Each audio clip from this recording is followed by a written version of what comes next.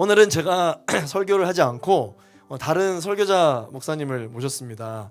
오늘 올라오실 이 목사님은 제가 신대원 그 3년 동안 열심히 이 목회자의 소명의 길을 준비할 때 저와 같이 거의 월요일부터 일요일까지 계속 같이 밥 먹고 같이 자고 기숙사 네, 같은 룸메이트이기도 하고 제가 너무 존경하고 그리고 또 평생 저의 그 소울메이트 또 이 사역적으로 또 영적으로 궁금한 거 있으면 비전을 쉐어링하기도 했던 귀한 목사님입니다. 그래서 제가 언젠가는 한번 우리가 수련회를 못 갔잖아요, 그렇죠? 수련회를 가거나 특별한 행사가 있으면 꼭 한번은 제가 우리 목사님을 부르고 싶었는데 그냥 교회로 데려와 버렸어요. 그냥 사역하시던 교회에 사표 쓰시고 저희 교회로 그냥 와 버리셨습니다. 그래서 너무 제가 반갑고 기쁘지만 오늘 이 목사님을 통해서 귀한 은혜가 있으리라 믿고 저보다는 설교를 짧게 할 거라서 아마 은혜가 있을 거라 생각합니다. 네, 고대욱 목사님이신데요. 올라오실 때 여러분 박수로 환영해 주시길 바랍니다.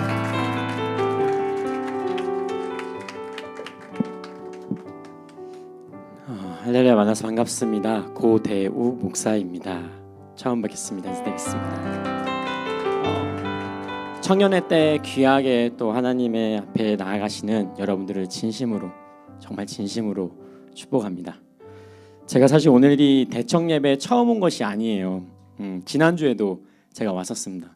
그런데 제가 그 MBTI를 하면 I예요. 제가 굉장히 낯을 많이 가립니다. 그래가지고 지난주에 딱 왔는데 정말 많은 청년분들께서 이렇게 저에게 다가와셔서 웃으면서 막 이렇게 인사도 해주시고 또 찬양도 너무 뜨겁고 또 우리 이준희 목사님께서 거의 울분을 토하는 열정으로 눈이 뻘개져서 말씀을 전하시는데 하나님의 마음과 그 사랑이 온전히 느껴져서요. 사실 저는 오늘 이 시간을 굉장히 기대하는 마음으로 왔습니다. 오늘 여러분들의 마음에도 정말 하나님의 임재를 향한 그 영적인 갈망과 기대함을 가지고 주님 앞에 나아가고 계신 줄 믿습니다. 아멘. 우리 좌우 옆 사람에게 이렇게 인사해 볼까요? 잘 오셨습니다. 다시 한번 이렇게 인사해 보겠습니다. 하나님께서 우리와 함께 하십니다. 정말 믿음으로 고백하고 계신 거 맞으시죠? 하나님이 우리와 정말 함께 하고 계십니다. 우리 주위에서요, 예수님을 만난 그 사람들의 그 간증을 들어볼 때면요, 매번 놀라울 때가 참 많이 있는 것 같습니다. 삶의 모든 습관들이나 어떤 행동들, 그런 가치관들이 너무나도 많이 변해 있는 모습들을 발견할 때가 많기 때문이에요. 저 사람은 절대 변하지 않을 거야, 이렇게 했던 사람들조차도 예수님을 만나서 정말 놀랍게 변화된 모습들을 바라보면요, 참 하나님의 그 살아계심이 느껴지고 또 경험되어지고 고백되어지는 것 같습니다. 그런데 참 아이러니하게도요, 어떤 사람을 바라보면요, 교회를 열심히 다녀요, 봉사도 열심히 해요. 그런데 그 정말 정작의 그 삶을 바라보면 세상 사람들과 전혀 다르지 않는 그러한 삶을 살아가는 분들도 계시는 것 같습니다. 교회를 다니는 것과 예수님을 따르는 것은 전혀 다른 문제이기 때문이죠. 마치 신약시대에 많은 사람들이 그 예수님을 따랐지만 모두가 예수님의 삶을 본받고 존경하고 그대로 닮아갔던 것은 아니었던 것처럼 말입니다. 오늘 우리가 함께 볼 이 마가복음 9장 30절에서 37절까지의 말씀에서도요, 예수님과 함께 동행하며 놀라운 기적의 은혜들을 체험했지만 그럼에도 불구하고 여전히 삶이 달라지지 않고 오히려 예수님과 전혀 다른 그런 꿈을 꾸고 있는 예수님의 제자들의 모습들이 나옵니다. 이들의 모습을 함께 살펴보시면서요, 오늘 우리는 정말 예수님이 바라보시는 그 길을 함께 바라보고 있는가, 함께 걸어가고 있는가 뒤돌아보면서 자신의 유익을 위해서 예수님을 쫓아다녔던 군중이 아니라 정말 예수님의 삶을 닮아가면서 그 예수 이름의 권세를 온전히 누리는 거룩한 제자로 바로 서는 귀한 시간들이 되시길 간절히 축복합니다. 30절 함께 읽겠습니다. 그곳을 떠나 갈릴리 가운데로 지날새 예수께서 아무에게도 알리고자 아니하시니. 오늘 말씀은요, 그곳을 떠나라는 문장으로 시작됩니다. 그곳을 떠나. 어디를 떠나는 것일까요? 바로 이 앞장에 보면 나와요. 변화산 사건이 있었던 그 헐몬산이자 귀신 들려 말을 못하고 있던 그 소년을 치료했던 그 장소를 가리키고 있어요. 제자들 중 일부는요, 이곳에서 정말 그 왕의 영광을 입으신 예수님을 바라보게 되었고 하나님의 음성도 듣게 되었고 소년에게 능력을 행하시는, 모든 권세와 능력을 행하시는 그러한 예수 그리스도의 놀라운 능력도 경험하게 되었습니다. 그렇기에 그 예수님을 향한 제자들의 모습들은 어땠을까요? 정말 기대와 흥분에 사로잡혔어요. 너무나 기대가 되었어요. 와, 우리의 삶이 정말 달라지겠다. 그런데 참 신기하게도 예수님께서 이 갈릴리 가운데를 지나는 동안에 자신이 이곳을 지나고 있음을 세상 사람들에게, 그 주변에 있는 사람들에게 아무에게도 알리고 싶어 하지 않으십니다. 왜 그럴까요? 먼저 이 갈릴리가 어떤 곳인지를 우리가 분명히 알면요, 그 의미가 이해가 됩니다. 이 갈릴리를 자세히 살펴보면요, 지형상 굉장히 풍요로운 땅이에요. 북쪽에 레바논 산맥이 이렇게 있는데 거기서 흘러나오는 그러한 물줄기와 넉넉한 강우량이요, 이 지역을 굉장히 풍족하게 만들었어요. 또 너무나 땅이 비옥해서 무엇을 심으면 그냥 자라나는, 열매가 자라나는 그런 비옥한 땅이었어요. 그렇기에 농사가 잘 되고 목축업이 굉장히 잘 되는 곳이었어요. 또한 바로 옆에 큰 호수가 있습니다. 갈릴리 호수. 여러분 잘 알고 계시죠? 그래서 어업도 너무나도 잘 되었어요. 그러다 보니까 너무나도 모든 것들이 풍요로운 거예요. 또 국제적 무역로가 있어가지고 상업도 굉장히 발달한 지역이었습니다. 그러니까 모든 것이 풍족한 땅이었어요. 그런데요, 이러한 화려한 이면에는요, 큰 아픔이 존재하는 도시였습니다. 모든 것이 넉넉했지만 일부의 사람들만 그것을 독식하였어요. 그리고 대부분의 사람들은 어떤 사람이었냐면 노예이자 가난한 사람들이었어요.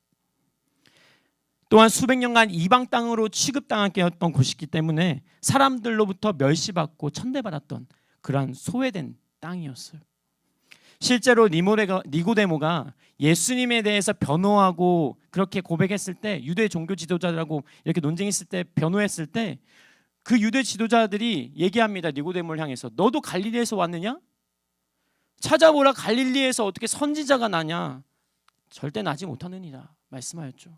그만큼 이 갈릴리 사람들을 업신여기고 무시하고 그런 사회적 분위기가 있었어요.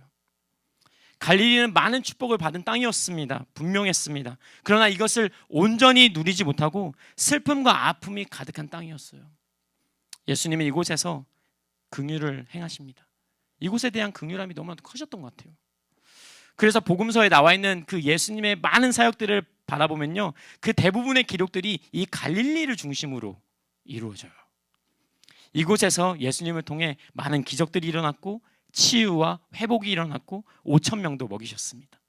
그러니까 예수님께서는 이 갈릴리 땅을 소외의 땅에서 축복의 땅으로 그렇게 변화시켜 나가셨던 거죠. 그러니까 많은 사람들이요, 이 예수님을 향해서 어떻게 했을까요? 열광했어요. 와, 정말 대단하신 분이시다. 열광했어요. 하지만 이러한 예수님은요, 이러한 이들의 열광과 인기에는 뜻이 없으셨어요. 그렇기에 어떻게 하냐? 예수님은 이들을 피하셨던 거죠. 예수님은요, 오로지 뭐에만 집중하셨냐? 하나님 나라와 복음, 그것을 전하는 것에서만 집중하셨어요. 예수님께서는요, 병든 자를 낫게 하시고 또 귀신을 쫓고 배고픈 자를 배부르게 하셨던 것, 그 모든 것들도요, 하나님 나라를 맛보고 깨달아 알게 하려 하시는 것이었어요. 그렇기에 예수님은요, 열광하는 군중들보다 앞으로 그 십자가의 고난의 길을 함께 걸어갈 그 제자들을 바로 세우는 것에 관심이 있으셨죠. 그러니까 십자가의 이 고난의 시간이 얼마 남지 않았다는 것을 아신 예수님은요, 이제 제자들을 따로 불러서 특별 과외를 하기 시작하십니다. 그게 바로 31절 32절 말씀입니다. 함께 읽도록 하겠습니다.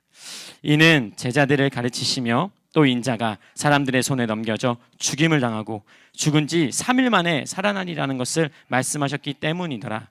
그러나 제자들은 이 말씀을 깨닫지 못하고 묻기도 두려워하더라. 아멘. 수많은 군중들과 이제 제자들이요, 이 능력의 예수님과 함께하면서 어떤 꿈을 꾸었을까요? 이들은요, 예수님과 함께라면 지금의 삶과 완전 다른 인생, 처절한 인생과 억울함과 가난이 가득한 인생, 정말 분노만이 가능한 그런 인생이 아니라 완전히 다른 차원의 삶을 살 것이라는 그런 꿈을 기대하게 되었어요. 더 나아가서요, 로마의 압제로부터 어떻게 보면 벗어나서요, 새로운 왕국이 세워질 것을 기대하기 시작했어요. 그래서 그곳에서 자신은 한 자리를 차지하게 될 것이라는 욕망적인 꿈도 꾸기 시작했던 것이죠. 이들은요 모두 자신의 삶이 달라지기 위해서 예수님이 필요했어요. 그렇게 예수님을 적극적으로 따랐던 거죠. 그러나 예수님의 꿈은요 이 군중들과 제자들과의 그러한 비전과는 완전히 다른 것이었어요. 영광이 아니라 고난의 걸음이었어요. 31절의 고백을 보시면요 십자가의 죽음과 부활을 통해서 하나님 나라가 이 땅 위에 이루어지는 것, 이것을 예수님은 꿈꾸셨어요. 죄와 멍에를 짊어지고 있는 수많은 이 사랑하는 이들을 위해서 자신의 그 십자가 죽음을 통해 대신 죄값을 치루시사 죄와 사망의 권세에서 구원을 얻게 하고 끊어졌던 하나님과의 관계를 회복시키고 하나님의 자녀된 권세를 회복하는 그러한 특별한 사명을 예수님 품고 계시는 거죠. 단순히 환경적으로 삶이 더 나아지는 이 정도의 차원이 아니었어요. 예수 믿고 세상에서 더 많은 것을 누린다? 이런 차원의 이야기가 아니었어요. 영적인 완전 이 뒤흔듦, 완전히 삶의 목표와 정체성 자체가 달라지는 완전한 회복을 꿈꾸신 것이죠. 이것은요 오직 예수님만이 하실 수 있는 사명이었어요. 그래서 예수님은 자신의 죽음을 준비하셔야 했고 또 자신을 따르는 제자들이 이 죽음의 의미, 자신이 죽는 그 죽음의 의미와 부활의 소망을 온전히 좀 깨달아 알기를 원하셨어요. 예수님께서 얼마나 이 제자들에게 이 십자가 죽음과 부활의 의미에 대해서 강조하셨냐면 31절 한번 보실까요? 31절에서 제자들을 가르치시며 라고 나와 있는데 이 가르치시며라는 단어가요 완료 형태가 아니에요. 가르치셨다가 아니에요. 계속해서 계속형, 미완료 형태예요. 그러니까 즉 이 말이 무슨 말이냐면 십자가의 죽음과 부활이 제자들의 삶에 어떤 의미가 있는지 이전에도 계속해서 말씀해 오셨고 지금도 얘기하시고 앞으로도 계속해서 얘기하실 것이라는 거예요. 왜 이렇게 반복해서 얘기하실까? 정말 그만큼 우리의 삶에서 이 십자가의 죽음과 부활이 중요하다는 것이에요. 정말 중요하다는 것이에요. 십자가의 죽음과 부활을 통해서 하나님의 나라가 이 땅 가운데 임한다는 것은요 단순히 사람의 욕망과 그 배고픔과 부족함을 채우는 사건이 아니라는 것이에요. 사망의 자리에서 생명의 자리로 옮겨지는 것, 하나님의 통치 아래 온전한 회복이 경험되어지는 것, 하나님의 권세를 온전히 누리는 하나님의 자녀로 우리가 세워지는 기적의 사건이자 은혜의 사건이라는 것이에요. 그리고 이 일을 위해서 예수 그리스도의 십자가 고난이 반드시 필요하다는 것을 오늘 말씀은 제자들에게 말하고 있는 것이죠. 그러나 이처럼 정말 간절한 이런 예수님의 외침에도요 32절을 보면 제자들은 어떻게 반응합니까? 한번 32절 보실까요? 다 같이 읽겠습니다. 시작. 그러나 제자들은 이 말씀을 깨닫지 못하고 묻기도 두려워하더라. 예수님의 죽음과 부활에 대해서 관심이 없어요. 얼마나 영적인 눈이 감겨져 있는지 그 예수님의 곁에서 그토록 많이 기적을 경험했어요. 치유의 역사도 바라봤어요. 하나님의 음성도 들었어요. 말씀을 무진장 많이 들었어요. 그럼에도 불구하고 알아듣지를 못했어요. 왜 그렇습니까? 삶의 관심이 온통 세상에 있었기 때문이에요.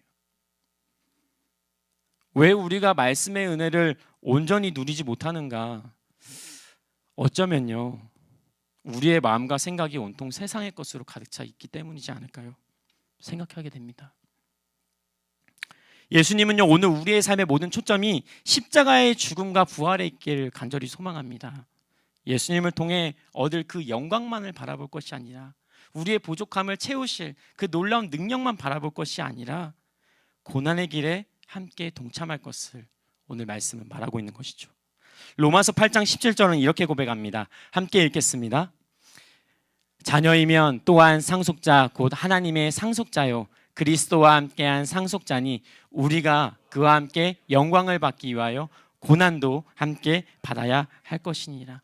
고난도 함께 받아야 할 것이니라. 예수님과 함께 했던 그 군중과 또 예수님이 바라보시는 그 제자의 차이가 무엇입니까? 숫자가 많고 적음이 아니에요. 삶의 방향. 군중은요 자신의 필요가 중요합니다. 눈앞에 보이는 만족과 유익이 중요합니다. 그렇게 자신의 유익을 바라면서 예수님과 함께해요. 만약 나에게 유익하지 않는다면 그렇게 생각이 든다면 언제든지 예수님을 외면하고 돌아서는 자들이에요. 광야에서 좀 힘들어지니까 다시 돌아가기 원했던 이스라엘 백성들처럼 말이죠. 그런데 제자는 다릅니다. 제자는요, 스승의 발자취를 따르는 자들이에요. 예수님을 이용하는 자들이 아니에요. 예수님의 말씀대로 살아가는 자들이에요. 예수님의 꿈을 함께 이루기 위해서 그 고난의 길이라 할지라도 기꺼이 예수님과 동행하는 자들이에요. 오늘 여러분이 되시길 간절히 축복합니다. 그런데 정말 참 안타까운 것은요, 오늘날 교회에 다니는 많은 청년들이 예수님의 제자가 되려 하기보다는요, 스스로 군중의 삶을 자처하려는 경우들이 너무나도 많아 보여요. 예배를 통해 기쁨과 감격을 누리고, 말씀을 통해 은혜를 받고, 기도를 통해 정말 하나님의 회복을 경험하려고만 하지, 자신의 시간과 삶을 드리려고 하진 않아요. 희생하려고 하지 않아요. 거룩한 부담감을 지고 싶어 하지 않아요. 그런데 여러분들이 어떻게 죄인에서 의인의 삶으로, 죽음에서 생명으로 구원받았습니까? 한번 생각해 봅시다. 수많은 사람들에게 매질을 당하시고, 살점이 떼어지는 고통을 당하시고, 머리에 가시가 파고들어서 피가 줄줄줄 흐르는, 손에 못이 박혀서 움직일 때마다 너무나 큰 고통을 겪을 수밖에 없는, 그런데 이것을 기쁨으로 받아들여셨던 예수님의 사랑 덕분이지 않습니까? 사랑하는 여러분, 거룩한 고난은요, 거룩한 영광을 경험하게 합니다. 군중은요, 절대 하나님의 능력을 경험하지 못해요. 그저 구경할 뿐이에요. 그저 바라볼 뿐이에요. 그러나 그 고난의 길을, 예수님의 길을 기꺼이 걸어가는 제자는 하나님의 나라가 이 땅 가운데 있는 것을 경험합니다.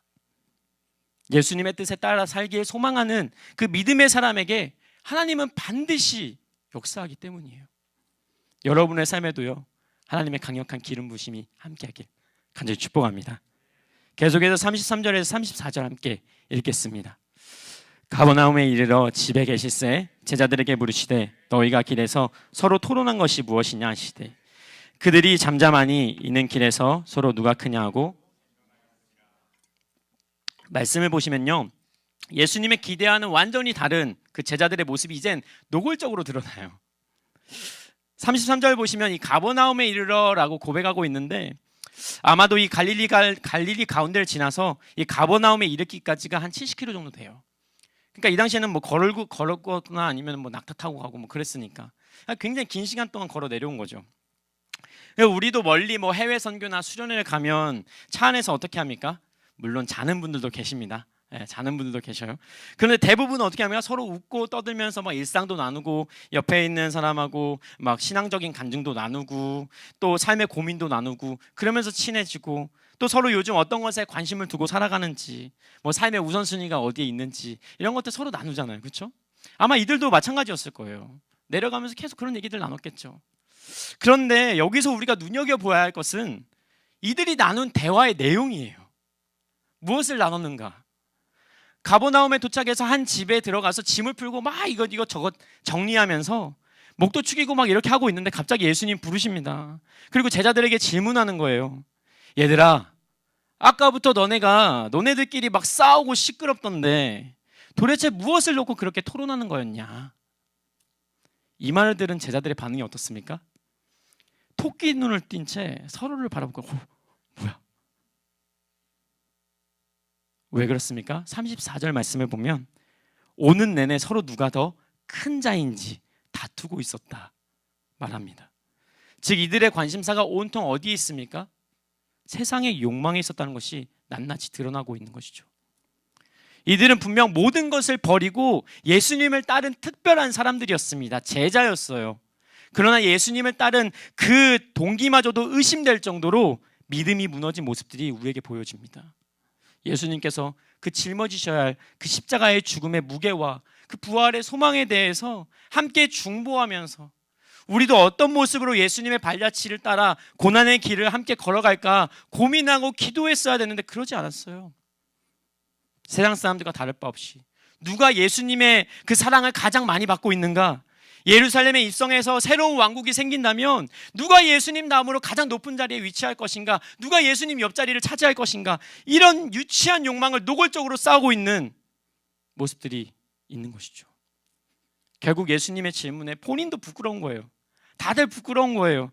그래서 아무런 답변도 하지 못한 채 그냥 잠잠합니다. 대답을 못한 것은 그만큼 걸리는 게 있다는 거죠. 예, 본인들도 뭐가 잘못인지 알고 있었던 거죠. 어렸을 때 우리도요, 한 번쯤 뭐 엄마나 아빠가 어떤 것에 대해서 물어보실 때, 완전 아기 때 잘못한 게 걸려가지고 혼날까봐 이렇게 침묵으로 이렇게 가만히 있는 모습들이 한 번쯤 있지 않으셨습니까? 저만 있었나요? 네, 그랬던 적이 있었는데, 예를 들면요, 엄마가 외출해 갔다가 이제 들어오시면 아이 보고 이러잖아요. 너 컴퓨터 했니? 그러면 어떻게 합니까? 근데 사실 그거 질문을 들어보면요, 물어보는 게 정말 몰라서 그렇게 정말 물어보시는 걸까요, 엄마가? 아니에요. 컴퓨터 만져보니까 뜨뜻한 거예요. 그러니까 물어보면 너 컴퓨터 했니? 물어보는 거예요. 누가복음 9장 45절을 함께 보시면요, 예수님도요, 제자들이 어떤 걸로 투닥거렸는지 벌써 다 알고 계셨다고 말합니다. 그런데 다 아시면서도 왜 물어보셨을까요? 왜? 맞습니다. 돌이킬 기회를 주시는 거예요. 돌이킬 기회. 자신들의 잘못이 무엇인지 깨닫고 다시금 옳은 길로 돌아오게 하시는 그 예수님의 사랑이자 은혜의 기회인 거예요.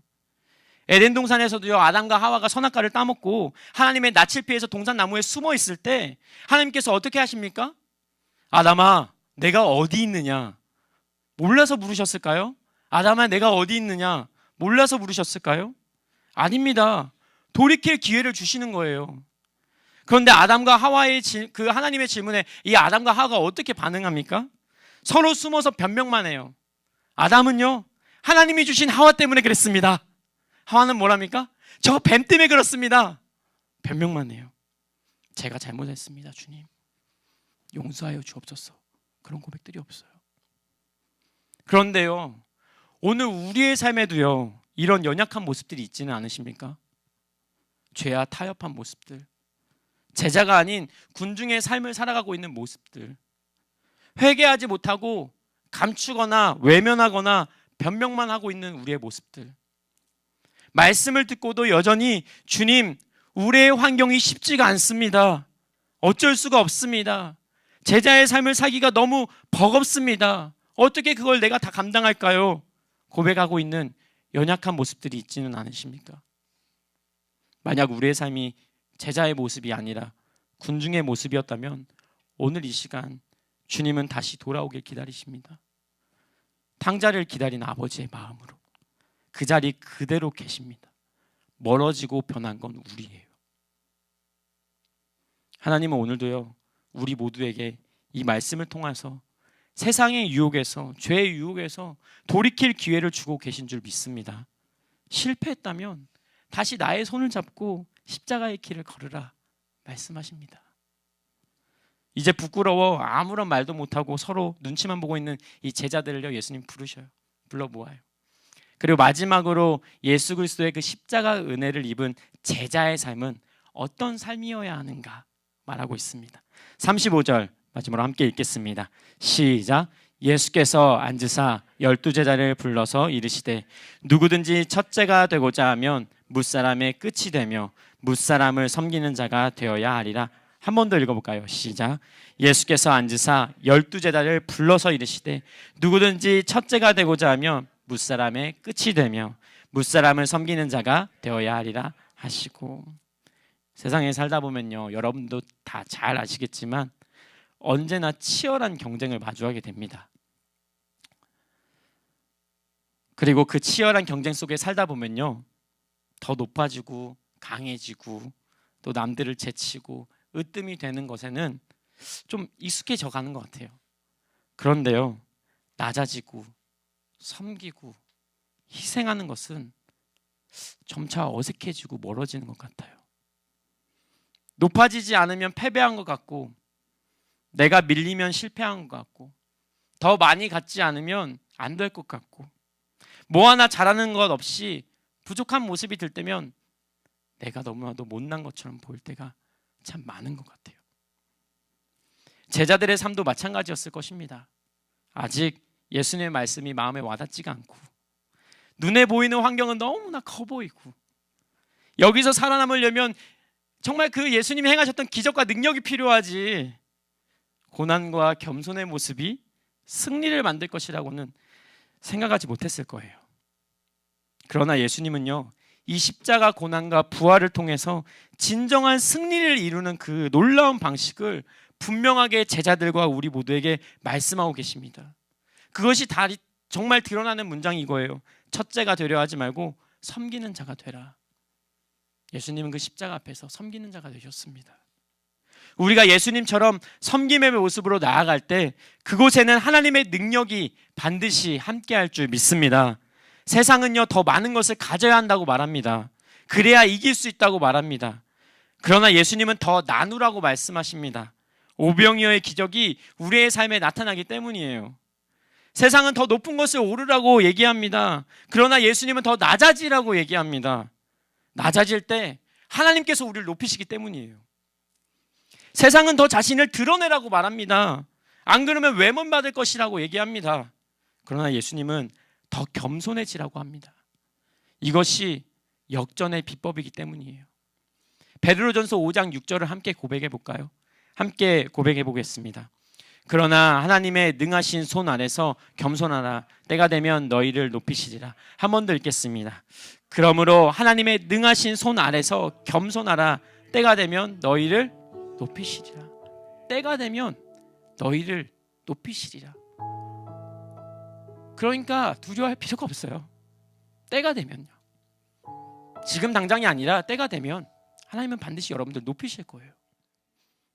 내가 종의 모습으로 이 땅에 와서 너희를 위해 죽기까지 하였던 것처럼 너희도 낮아진 삶을 살아가라. 희생하며 살아가라. 헌신의 삶을 살아가라. 그리하면 하나님의 능하신 손 아래서, 전능하신 하나님의 능하신 손 아래서 반드시 때가 되면 하나님께서 너희의 삶을 높이실 것이다 말씀하고 계세요.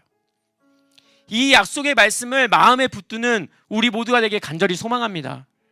사랑하는 1516 대청 여러분, 능력의 주님을 환호하고 그 은혜 안에서 자신의 유익을 얻으려는 사람은 참 많아요. 오늘날 교회에 너무 많아요.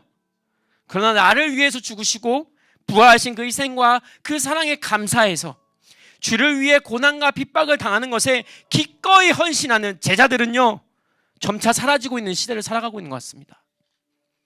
적당히 믿고 싶다는 거죠. 꼭 내가 저렇게 해야 되냐? 꼭 내가 희생해야 합니까? 꼭 왜 나입니까? 말합니다. 그러나 이 부족한 우리를 사용하시는 하나님의 은혜를 생각해 보시기 바랍니다.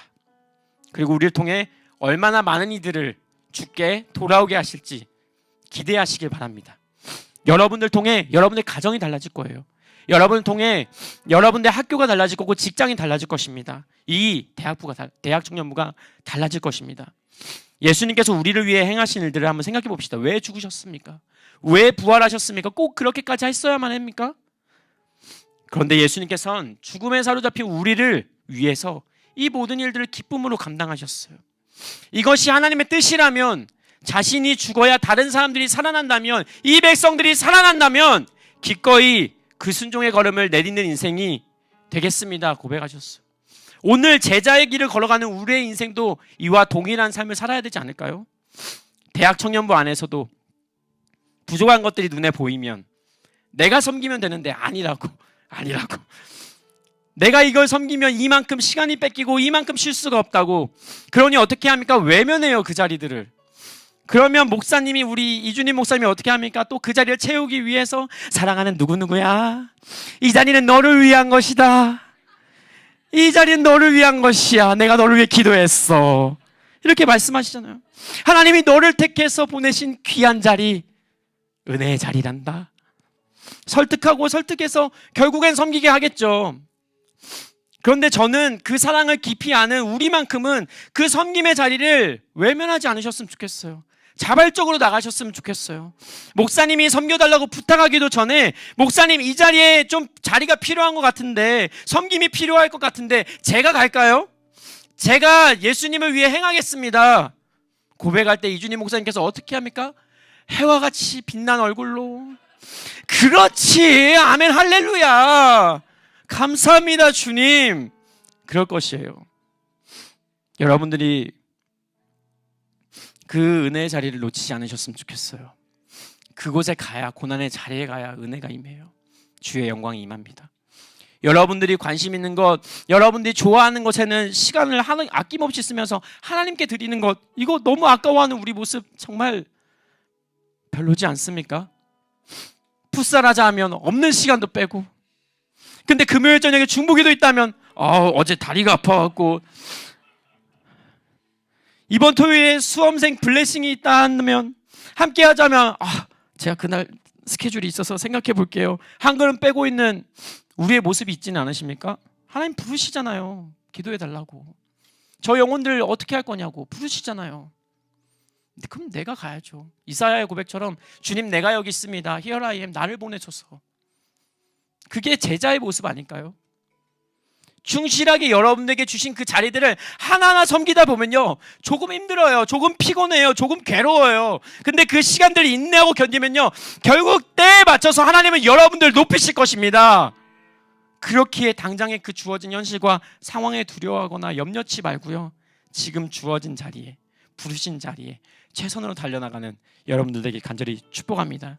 특별히요, 한 가지 부탁드린 건요, 다른 날은 몰라도요, 이 주일만큼은 온전히 구별해서 하루 종일 하나님 섬겼으면 좋겠어요. 이 주일만큼은. 평일에는요, 정말 최선 다해 학생으로 또 직장인으로 살아가기 축복합니다. 그러면 때론 이 모든 것들을 감당하면 진짜 힘들어요. 진짜 피곤해요. 그러나 그 섬김과 헌신을 통해서 많은 이들이 회복될 거예요. 많은 이들이 살아날 거예요. 여러분들의 삶을 통해서 하나님의 기쁨과 은혜들이 온전히 흘러가게 될 줄 믿습니다. 오늘 여러분들의 마음에 성령님께서 임재하셔서 불과 같은 뜨거운 열정들이 다시 회복되길 기도합니다. 예수님을 따르는 군중이 아니라 제자의 삶을 살아가는 여러분 되시길 간절히 축복합니다. 기도하겠습니다. 하나님, 세상의 영광에 취해 살아가는 사람이 아닌 더욱더 낮은 곳으로 초대하시는 주님과 동행하는 우리 모두가 되길 소망합니다. 인생의 거친 파도가 찾아와도 두려워하지 않겠습니다. 하나님이 함께 하실 것을 신뢰하기 때문입니다. 주님께서 이루신 십자가의 죽음과 부활을 바라봅니다. 누구도 이기지 못할 그 죽음을 이기신 주님의 능력이 오늘 우리 116 모든 청년들의 삶에 가득할 줄 믿습니다. 고난의 길이라 할지라도 하나님의 영광을 바라보면서 오늘도 우리와 함께 하신 하나님의 손길을 기대하며 묵묵히 순종의 걸음을 재촉하는 우리 대학 청년부가 되게 하여 주옵소서. 삶의 무게에 지쳐 쓰러져 있는 것이 아니라 예수의 권능에 힘입어 일어나 주의 이름을 선포하며 섬김의 자리를 통해 영혼을 살리는 귀한 축복의 총무자들이 되게 하여 주옵소서. 이들의 섬김을 통해 작게는 116 대학 청년부가 부흥하게 하시고 이곳에 오는 많은 청년들이 세상의 어떤 것이 아니라 오직 주 예수의 사랑과 은혜를 누리고 세상 앞에 나아가 그 사랑을 전하는 복의 근원이 되게 하여 주옵소서. 이 마음을 놓고 우리 다 같이 통성으로 주여 외치고 기도하며 나아가시겠습니다. 주여!